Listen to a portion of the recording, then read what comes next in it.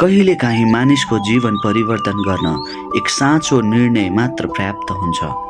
यो कथा त्यही परिवर्तनको हो। सबै मानिसले उसलाई चरित्रहीन, झुटा, झगडालु भनेर चिन्थे।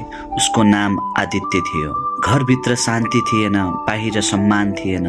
आदित्य भन्छ, म धेरै पटक जीवनमा परिवर्तन गर्ने कोसिस गरेँ, तर हरेक चोटि असफल भए। एक दिन उसले चर्चमा सुन्यो, येशूले मानिसको पाप धुनुहुन्छ र नयाँ जीवन दिनुहुन्छ। यो कुरा सुनेर ऊ हाँस्यो, तर घरको झगडाले थाकेर रातभर रोयो र प्रार्थना गर्यो, प्रभु यदि तपाईँ साँच्चै वास्तविक हुनुहुन्छ भने मलाई परिवर्तन गरिदिनुहोस्।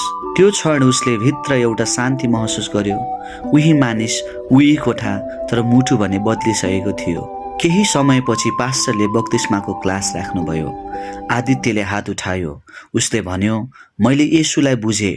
अब म पुरानो आदित्य होइन, म उहाँमा नयाँ हुन चाहन्छु। बप्तिस्माको दिन उसले पानीमा डुबेर बाहिर निस्कदा उसको आँसुहरू खस्यो। मानौ पुराना पापहरू त्यही पानीमा बगेर गएको जस्तो। सबैले उसलाई परिवर्तन देखे।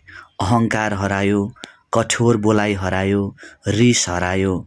आदित्य अब घरमा शान्ति ल्याउने, अरूलाई प्रार्थना गर्ने मानिस बन्यो। किनभने बप्तिस्मा भनेको केवल पानी होइन, यो पुरानो जीवनको अन्त्य र येशूमा नयाँ जीवनको सुरुवात हो। धन्यवाद।